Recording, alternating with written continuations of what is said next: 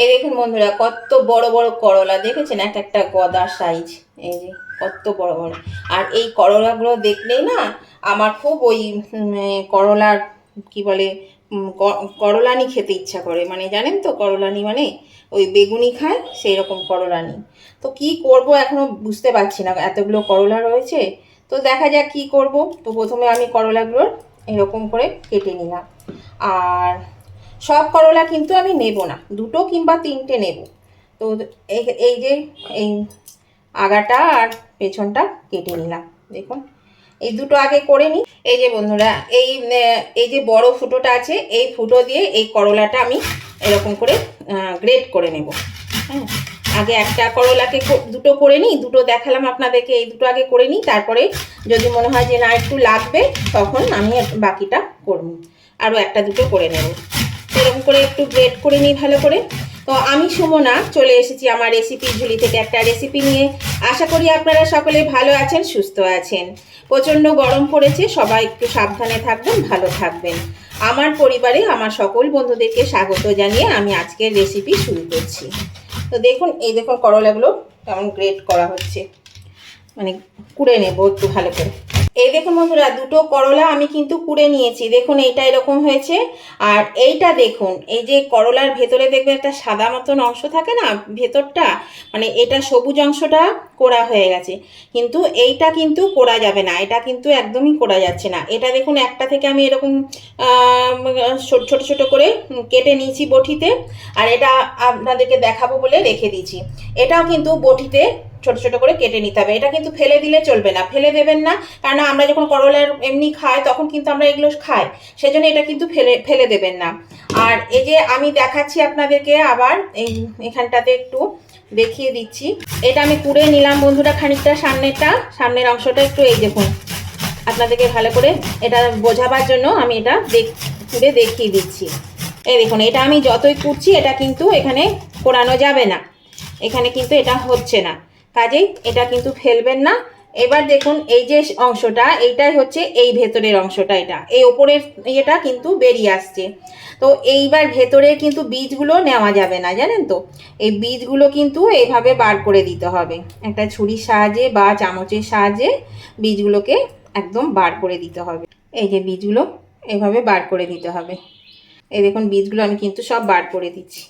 এরকমভাবে টেনে দেবেন, দেখুন বেরিয়ে আসবে। এই দেখুন সব বীজ বেরিয়ে যাচ্ছে। তো এবার আমি এটাকেও কুড়ে নিয়ে আসি বন্ধুরা, তারপর আমি একদম দেখাচ্ছি আপনাদেরকে। এই দেখুন বন্ধুরা, আমি এটা সমস্ত কুড়ে নিয়েছি একদম। আর এগুলোকে দেখুন যতটা পেরেছি ছোট ছোট করে কেটে নিয়েছি বটিতে। তো এভাবে এটা কেটে নেবেন, ফেলে দেবেন না, কিন্তু এটাও কিন্তু খেতে খারাপ লাগবে না। আমরা তো খাই এটা জিনিসটা, আমরা যখন গোটা করলা রান্না করি বা ভাজি তখন তো এইভাবে খেতেই থাকি না। তো সেই জন্য ওটা ফেলে দেবেন না। আমি একটা পাত্র নিয়ে নিয়েছি, এর মধ্যে আমি এইগুলো সব ঢেলে দিচ্ছি। এমনিতেই কত জল বেরিয়েছে। আর যারা মানে তেতো খেতে পছন্দ করে না, তারাও কিন্তু এটা চেটে পুটে খাবে। আমি আজকে নিরামিষ খুব হালকা করে রান্না করব, মশলা খুব কম দিয়ে, দেখবেন এটা করে খেয়ে কিন্তু ভীষণ ভালো লাগে। এর মধ্যে আমি দিয়ে দিচ্ছি 1 চামচ নুন। এই নুনটা মাখিয়ে আমি এটা রেখে দেব 10 মিনিটের মতো। তাহলে দেখবেন তেতো ভাবটা কিন্তু একদম চলে যাবে। সেই জন্যে যারা তেতো খেতে পছন্দ করে না, তারাও কিন্তু এটা খেয়ে বুঝতেই পারবে না যে করলার একটা রেসিপি খাচ্ছে। এরকমভাবে আমি এটাকে রেখে দিচ্ছি মিনিট 10 জন্য ঢাকা দিয়ে। এটা আমি 10 মিনিটের জন্য ঢাকা দিয়ে রেখে দিলাম। দেখুন বন্ধুরা, আমি 10 মিনিট পরে ফিরে এলাম। দেখুন কতটা জল বেরিয়েছে, দেখবেন এই দেখুন কতটা জল বেরিয়েছে। তো এই জলটা আমি এইটা থেকে ছেঁকে ছেঁকে বার করে নেব। জলটা কিন্তু ফেলে দেব, এইগুলোকে হাতে করে চেপে চেপে জলটাকে পুরো মানে বার করে দেবো একদম। এটাকে একদম শুকনো শুকনো করে তুলে নিতে হবে, জলটা যাতে বেরিয়ে যায়। এই দেখুন নুন দেওয়ার জন্য দেখলেন তো কতটা জল বেরিয়েছে, দেখুন জলগুলো কেমন পড়ছে। এই দেখুন বন্ধুরা কতটা জল বেরিয়েছে দেখুন। আর এ দেখুন আমি এটা ছেঁকে তুলে নিলাম। এই দেখুন, এই জলটা ফেলে দিই। এই দেখুন বন্ধুরা, আমি জলটা ফেলে দিয়েছি, দিয়ে এটা আমি একটা বোলের মধ্যে ঢেলে নিয়েছি। তো এর মধ্যে আমি এবার দিয়ে দিচ্ছি এখানে নুন আর হলুদ। যেহেতু নুন দেওয়া আছে সেই জন্য পরিমাণ মতো নুনটা দিতে হবে। আর দিলাম 1/2 চামচ ধনে গুঁড়ো আর 1/2 চামচ জিরে গুঁড়ো। আর দিয়ে দিচ্ছি এখানে হাফ চামচের মতো আদা বাটা আর সামান্য একটু লঙ্কা বাটা। যেহেতু এই তেঁতোতে কিন্তু লঙ্কা খাটে না, তবু এখানে একটু স্বাদের জন্য আমি এটা দিলাম, অল্প করে দিলাম। আচ্ছা, দিয়ে দিচ্ছি একটু চিনি স্বাদ মতো। আর দিয়ে দিচ্ছি এখানে নিয়েছি 2 টেবিল স্পুন চাল গুঁড়ো, চাল গুঁড়োটা দিয়ে দিলাম। আর নিয়েছি এখানে 3 টেবিল স্পুন বেসন, এই বেসনটা আমি এর মধ্যে দিয়ে দিলাম। এবার আমি এটা ভালো করে চটকে মেখে নেব। এতে এখন জল দেব না, যদি মনে হয় জলের প্রয়োজন হয় তবে কিন্তু জলটা দেব, তা নাহলে কিন্তু জল দেওয়ার কোনো প্রয়োজন নাই। আর যদি বেসন লাগে বা চাল গুঁড়ো কিছু মনে হয় তাহলে সেটাও প্রয়োজন মতন দিতে লাগবে। এবার আমি এর মধ্যে দিয়ে দিচ্ছি বন্ধুরা একটু খাবার সোডা, 1 চিমটে খাবার সোডা। আর দিয়ে দিচ্ছি একটু ভাজা জিরে গুঁড়ো। আমি এখানে আর 1 চা চামচ মতো বেসন দিয়েছিলাম, দিয়ে এটাকে ভালো করে চটকে নিয়েছি। দেখুন কি সুন্দর একটা শক্ত শক্ত ডো তৈরি হয়েছে। এরকমই ডোটা কিন্তু তৈরি হবে। একটু জল দিতে পারেন, অসুবিধা নেই, হালকা নরম হলে বরং বড়াগুলো ভালো নরম হবে। আমি একটু জল দেবো এর মধ্যে। এই দেখুন হাতে মানে 1 চা চামচ মতন জল দিলাম, দিয়ে একটু এটাকে মেখে নিচ্ছি। তো এবার আমি এগুলোকে একটু বড়া ভাজবো। আজ আমি আপনাদেরকে বানিয়ে দেখাবো বন্ধুরা একটা ইউনিক রেসিপি, করলার কোপ্তা কারি। একদম অল্প মশলায় কিন্তু এটা আপনাদেরকে বানিয়ে আমি দেখাচ্ছি।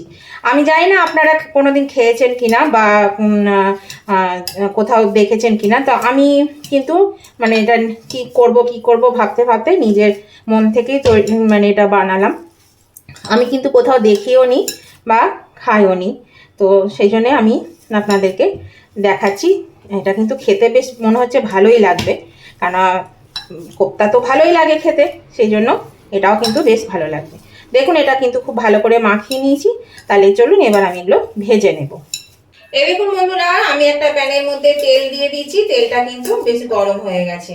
তো এবার আমি এগুলো বড়ার আকারে এখানে ছেড়ে দিচ্ছি। দেখুন এরকম করে সাইজ করে নিচ্ছি, এরকম সাইজ করে করে এগুলোকে এখানে দিয়ে দিচ্ছি। এগুলো গোল গোল করে নিতে পারেন বা চ্যাপটা করে নিতে পারেন। চ্যাপটা করলে কিন্তু মানে ভেতরটা ভালো ভাজা হবে, সেই জন্য চ্যাপটা চ্যাপটা করে দিলে ভালো। আর গোল করে দিলে একটু ডিপ ফ্রাই করলে ভালো হয়, তাহলে পরে বেশ ভালো ভাজা হবে। তো এগুলোকে আমি এরকম চ্যাপটা চ্যাপটা করে আমি এগুলো সব ভেজে নিই আগে। এরকম বন্ধুরা আমি এখানে যতগুলো পেরেছি দিয়েছি, খুব বেশি দেব না। আর আঁচটা কিন্তু একদম কমে আছে, একদম লোতে আছে। এবার আমি এগুলো দেখুন পেছন দিকটা হয়ে গেছে, আমি উল্টে দিচ্ছি একটু। এগুলোকে সব উল্টে দিতে হবে, সঙ্গে সঙ্গে কিন্তু উল্টাবেন না, তাহলে ভেঙে যাবে। যখন দেখবেন নিচের দিকটা একটু ভাজা হয়েছে তখন এটা উল্টে দিতে হবে।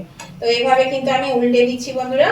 আর নতুন বন্ধু যারা আমার চ্যানেলে প্রথম এসেছেন তাদের কাছে আমার অনুরোধ, এখনো পর্যন্ত যদি চ্যানেলটা সাবস্ক্রাইব করে না থাকেন তাহলে অবশ্যই কিন্তু সাবস্ক্রাইব করে আমার পাশে থাকবেন, আর পাশে থাকা বেলটা অবশ্যই ক্লিক করে দেবেন। তাহলে আমি যখনই আমার নতুন নতুন ভিডিও আপলোড করব সাথে সাথে নোটিফিকেশন আপনাদের মোবাইলে পৌঁছে যাবে, আর সবার আগে আপনারা আমার ভিডিও দেখতে পাবেন। আর আমার উভয় বন্ধুদেরকেই বলছি যে আজকের রেসিপিটা দেখতে দেখতে যদি এখনো পর্যন্ত লাইক দিতে ভুলে গিয়ে থাকেন, প্লিজ একটু লাইক বাটনটা প্রেস করে দেবেন। আপনাদের একটা লাইক আমাকে কিন্তু এগিয়ে নিয়ে যেতে অনেকটা সাহায্য করে। আর আজকের রেসিপিটা আপনাদের যদি ভালো লেগে থাকে, খুব ভালো লেগে থাকে, তাহলে অবশ্যই কিন্তু আপনাদের বন্ধু বান্ধব আত্মীয় স্বজন সকলের কাছে যাতে পৌঁছে যায় তার জন্য কিন্তু একটু প্রচুর পরিমাণে শেয়ার করে দেবেন, তাহলে কিন্তু সবাই এটা পেয়ে যাবে। আর কেমন লাগলো আজকের এই রেসিপিটা সেটা জানাতে কিন্তু কমেন্ট করতে একদম ভুলবেন না। অবশ্যই কমেন্ট করে জানিয়ে দেবেন আজকের রেসিপিটা আপনাদের কেমন লেগেছে। আপনাদের মিষ্টি মিষ্টি কমেন্টগুলো পড়তেও ভালো লাগে, আর একটা কমেন্ট আমাকে পরবর্তী রেসিপি বানাতে অনেকটাই কিন্তু উৎসাহিত করে। তাহলে অবশ্যই কিন্তু উভয় বন্ধুরা লাইক শেয়ার কমেন্ট করতে একদম ভুলবেন না। দেখুন কথা বলতে বলতে আমি এগুলো সব উল্টে দিলাম। এবার ভালো করে কিন্তু এগুলো ভাজা হোক, তারপর আমি আবার এটা তুলে নেব। এই দেখুন বন্ধুরা, বড়াগুলো কিন্তু ভাজা হয়ে গেছে, দেখেছেন বেশ লাল লাল হয়ে ভাজা হয়ে গেছে। তো এবার আমি এই বড়াগুলোকে সব তুলে নিচ্ছি। এইবার এই দেখুন বড়াগুলো কিন্তু ভালো ভাজা হয়েছে, বেশ মুচমুচে হয়েছে। আর এটা কিন্তু খেতেও দারুণ লাগবে, কিন্তু একবার হলেও কিন্তু বানিয়ে দেখবেন বন্ধুরা, দারুণ খেতে হয়। এই দেখুন এবার আমি বড়াগুলো তুলে নিচ্ছি। বন্ধুরা, আপনাদেরকে আমার দুটো কথা বলার আছে। সেটা হচ্ছে যে যখন কমেন্ট করবেন দেখবেন ওখানে একটা হাইপ লেখা আছে, প্লিজ একটু হাইপ বাটনটা প্রেস করে দেবেন। তাহলে আমার রান্নাগুলো কিন্তু সবার কাছে পৌঁছে যাবে, সবাই এগুলো দেখতে পাবে। সেই জন্য এটা ছড়িয়ে যাবে, সেটা একটা আমাদের একটা সুবিধে হয়। সেই জন্য কিন্তু অবশ্যই হাইপটা একটু প্রেস করে দেবেন। আর নতুন বন্ধু যারা আসছেন, অনেকে কিন্তু বন্ধু করছেন কিন্তু কমেন্টে কিছু লিখছেন না, ডাইরেক্ট না লিখে ইনডাইরেক্টলি একটু লিখে যাবেন যে আমি আপনার পাশে আছি বা কিছু, তাহলে পরে বুঝতে সুবিধা হয়। যাতে বুঝতে পারি সেরকম কিছু একটা লিখে যাবেন, তাহলে পরে আপনাকে আমার ব্যাক দিতে সুবিধা হবে। কিন্তু যেহেতু আপনি আসছেন কিন্তু কিছু লিখছেন না, তার জন্য কিন্তু খুব প্রবলেম হয়। হ্যাঁ, সবসময় সবাইকে ব্যাক দিতে পারি না। যারা জানিয়ে দিয়ে যান তাদেরকে কিন্তু ব্যাকটা দেওয়া হয়, কিন্তু যারা জানান না তাদের কিন্তু ব্যাকটা দেওয়া হয় না। মানে খুব প্রবলেম হয়ে যায় ব্যাক দিতে গেলে, যে সত্যি আপনি করেছেন কি করেননি সেটা একটা ব্যাপার থেকে যায়। তো সেই জন্য কিন্তু অবশ্যই একটু জানিয়ে দেবেন, ডাইরেক্ট না জানিয়েও ইনডাইরেক্টলি একটু জানিয়ে দেবেন। তো এই দেখুন, এগুলো আমার হয়ে গেল তোলা। এবার আমি পরবর্তী যে কটা আছে সেগুলোকেও আমি এর মধ্যে দিয়ে দিচ্ছি। এগুলোকেও আমি ভেজে তুলে নেবো। এবার দেখুন বন্ধুরা, আমি বড়াগুলো সমস্ত ভেজে তুলে নিয়েছি। এবার আমি এই তেলের মধ্যে কিন্তু রান্নাটা করব। এইখানে আমি দিয়ে দিচ্ছি 2 টুকরো তেজপাতা, একটা শুকনো লঙ্কা আর হাফ চামচ পাঁচফোড়ন। এটা দিয়ে একটু ভেজে নেব। আগে পাঁচফোড়নের একটা ভাজা গন্ধ বেরিয়েছে বন্ধুরা, এর মধ্যে দিয়ে দিলাম একটা বড় সাইজের টমেটো। এই টমেটোটা একটু ভেজে নেব। এর মধ্যে টমেটোর মধ্যে আমি দিয়ে দিচ্ছি হাফ চামচ নুন। নুন দিয়ে একটু নাড়াচাড়া করে নেব, দিয়ে আমি একটু ঢাকা দিয়ে দেবো। তাহলে কি হবে, টমেটোটা বেশ গলে যাবে। সেই জন্য একটু ঢাকা দিয়ে দিচ্ছি, আর আঁচটা কিন্তু লোয়ে রেখে দিলাম। এরকম বন্ধুরা, আমি ঢাকাটা খুলে দিলাম। দেখুন টমেটোগুলো কিন্তু সেদ্ধ হয়ে গেছে। তো এখনকার টমেটোর এত দাম, অথচ সেই তুলনায় না লাল না ভালো, মানে বাজে টাইপের টমেটো, তাও তো সবাই আনছেই না। তো দেখুন টমেটোটা মোটামুটি সেদ্ধ হয়ে গেছে। এর থেকে কিন্তু আর ভালো সেদ্ধ হবে বলে মনে হয় না, দখল পচা বলে না, সেই রকম একটা কচকচে ভাব থেকেই যাবে। তো এবার আমি এর মধ্যে দেখুন কি মশলা দিচ্ছি। এখানে আমি এই চামচে 2 চামচ পোস্ত বাটা আর 1 চামচ সর্ষে বাটা জল দিয়ে গুলে নিয়েছি। আমি আজকে নিরামিষ আর সর্ষে পোস্ত দিয়ে এই গ্রেভিটা বানাবো। এর মধ্যে দিয়ে দিচ্ছি একদম হাফ চামচ আদা বাটা। এই আদা বাটাটা দিলে কিন্তু খেতে কিন্তু একটু বেশ ভালো লাগবে, জানেন তো। সেই জন্য আমি যখন পোস্ত টোস্ত করি আমি একটু আদা বাটা দিই। আদা বাটাটা দিলে অল্প করে দিতে হবে, খেতে কিন্তু বেশ ভালো লাগে। সেই জন্য আমি এটা দিলাম। তো আপনারা কিন্তু সর্ষে পোস্ত ছাড়াও আপনারা এমনি ইয়ে দিয়ে করতে পারেন, আদা রসুন দিয়ে, ধনে জিরে গুঁড়ো দিয়েও কিন্তু করতে পারেন। তো মশলাটাকে দেখুন আমি একটু ভালো করে কষিয়ে নেব। এই সর্ষে পোস্তটা আজটা একটু বাড়িয়ে দিয়েছি।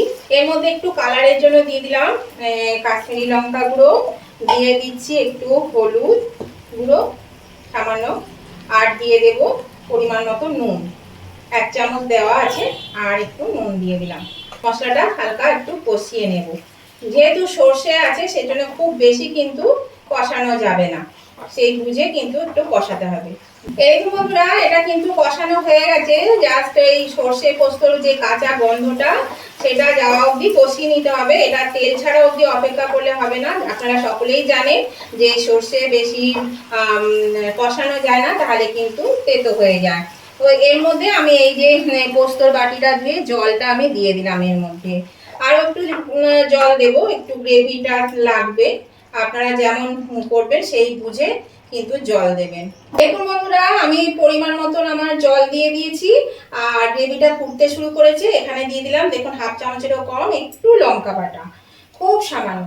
আর দিয়ে দিচ্ছি এখানে চিনি, ছোট চামচের 1 চামচ চিনি। এবার আমি এটাকে একটু আরো 2 মিনিট মতন ফুটিয়ে নেব। দেখুন বন্ধুরা, গ্রেভিটা কিন্তু খুব ফুটছে। আর এবার আমি এই বড়াগুলো এর মধ্যে দিয়ে দিচ্ছি। বড়াগুলো দিয়ে আমি একটু নেড়ে দিচ্ছি, আর এটাকে আমি মিনিট 5 মতন ফুটিয়ে নেব। তাহলে কি হবে, বড়ার মধ্যে কিন্তু এই মানে গ্রেভিটা বেশ ভালো মতো ঢুকে যাবে। এটাকে আমি একটু ফুটিয়ে নেব। ঢাকা দেবো না, ঢাকা দিলে কিন্তু গলে যাবে। আঁচটা মিডিয়ামে রেখে 3-4 মিনিট ফোটালেই হবে। 3-4 মিনিট মতন আমি এটা ফুটিয়ে নিচ্ছি। এই দেখুন বন্ধুরা, গ্রেভিটা ফুটছে। এর মধ্যে আমি 1/2 চামচ ঘি দিয়ে দিলাম। ঘিটা দিলে কিন্তু খেতে কিন্তু খুব ভালো লাগে। আমরা তো শুক্তোতে দিয়েই থাকি, সেই জন্য কিন্তু এটাও তো শুক্তো, কিন্তু যেহেতু বলবেন পোস্ত আছে, ঘি আনান, কিন্তু দেখবেন খেতে কিন্তু খারাপ লাগে না।